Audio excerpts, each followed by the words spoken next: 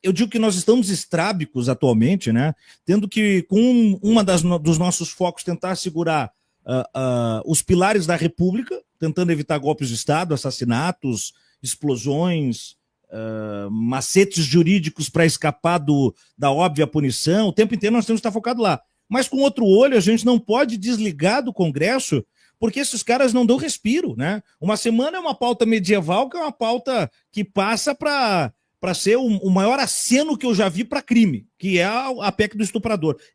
Para mim, a mais violenta legislação que o Brasil se permitiu botar dentro do Congresso para votação dos últimos 30, 40 anos. Ela é cruel, ela é medieval, ela é, enfim, desumana. Aí você pisca o olho e já vem a pauta aí das praias, que os caras tentaram, deram uma congelada, né? Mas... E esses caras não dão ponto sem nó, André. Outro dia se falava, né, e tinha parlamentar subindo na tribuna do Congresso e falando da importância de permitir que os postos de trabalho fossem estendidos, isso faz uns 4 meses atrás, fossem estendidos a crianças menores de idade para ajudar no orçamento familiar. Aí você começa a montar o mosaico, o que nós temos? Os caras querem que as crianças trabalhem, querem que nós trabalhemos 7 dias por semana, porque eles querem privatizar praias. E lá na frente, o que esses caras vão fazer? Vão lutar pelos cassinos, e aí vão fazer umas grandes Las Vegas nas praias privativas, de meia dúzia de coronéis pelo Brasil, com criança trabalhando e os funcionários trabalhando 7 dias por semana. É tudo um grande plano econômico de usurpar o nosso espaço, o nosso trabalho, a nossa mão de obra e a nossa dignidade, André Jacobino. Os caras não dão tempo pra gente não, hein?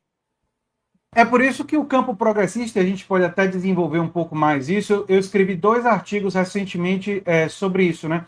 Para mim, o campo progressista tem que retomar a ideia de ser antissistema, porque eles dizerem que eles são antissistema é uma fraude, eles não são, eles defendem o sistema capitalista, eles querem, na verdade, endurecer o sistema capitalista, né? Tendo em vista o que o Milei está fazendo lá na Argentina, aumentando dramaticamente a pobreza. E a esquerda precisa ter um horizonte para além do capitalismo, com propostas concretas capazes de transformar sensivelmente a vida material das pessoas. Porque só assim você fecha a porta do neofascismo. Se você tiver... É uma divergência, por exemplo, que eu tenho com parte do governo Lula. Né? Eu sou um apoiador do governo Lula, defendi, claro, que Lula derrotasse o Bolsonaro, fiz campanha aberta para o Lula.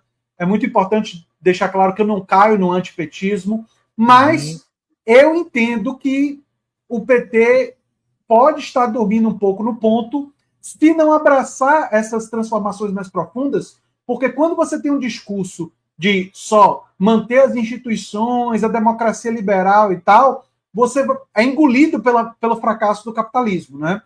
Tem uma outra palavra sobre a PEC da Idade Média que eu queria trazer para você, que aquela PEC ela tem um caráter teocrático. O que é que eu estou querendo dizer com isso? Ela tem uma dimensão de desrespeitar a vida das pessoas baseada em princípios religiosos, mas não em qualquer interpretação religiosa. Uma interpretação religiosa fundamentalista, ultra-extremista. Uma interpretação que diz para as pessoas que uma criança que tenha sofrido abuso por um familiar tem que levar a gravidez até o final, mesmo que esteja sob risco de vida, né? Mesmo que esteja sob risco de vida, porque aquela vida que está sendo desenvolvida, mas ainda não está totalmente formada, é mais importante do que a dela. É isso que está na mente do pensamento teocrático.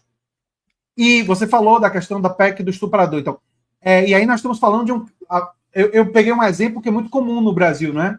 De crianças que são alvo de violência sexual. E o mais paradoxal é que se a pessoa é contra a violência sexual, o que se deveria defender é exatamente aquilo que eles não querem defender. Vou dar um exemplo. A educação sexual nas escolas, quando você ensina as crianças a compreenderem o que é errado, onde elas não devem ser tocadas, isso previne a violência sexual. Mas os teocratas acham que essa tarefa é apenas da família e não querem educação sexual nas escolas. Então, uma das coisas que a gente enfrenta com a extrema-direita é uma coisa que me preocupa de verdade. É uma daquelas coisas, junto com o aquecimento global, que tira um pouco meu sono, sabe? Quando você vai tentar dormir, às vezes dá aquela bad, assim, você não consegue dormir de verde. Uma das coisas é o medo do avanço da teocracia e do pensamento teocrático no Brasil. Sobre o que você falou, é interessante os paralelos, né? Cuba, antes da Revolução, era um grande cassino, né? Era um grande cassino, né? E se você olhar para o mercado financeiro, né, o mercado de ações e tal, e o avanço da financiarização da economia, é um cassino internacional, né? O cassino das ações, dos derivativos, né? Que funcionam basicamente como sistemas de apostas sofisticados para cassino. E nós estamos vendo no Brasil a penetração das bets em apostas esportivas, que é o cassino. Então, nós estamos vendo todas essas dimensões do cassino expropriando, né, tirando dinheiro da classe trabalhadora. Tiago, eu defendo que a esquerda deveria estar pensando não apenas em transformações, digamos, nas margens, sabe? Aquela coisa assim, vamos retomar a política de vacinação. Importante, claro que deve fazer isso. Temos que retomar a farmácia popular para ter remédio barato, mais acessível para as pessoas. Óbvio, tem coisas até mais ambiciosas, como renda universal de cidadania, que o Eduardo Suplicy defendeu a vida toda, e eu defendo também. Mas eu acredito que a esquerda deveria estar abraçando uma ideia que está sendo avançada muito por um economista americano chamado Richard Wolff, que é a ideia de democracia nos espaços de trabalho.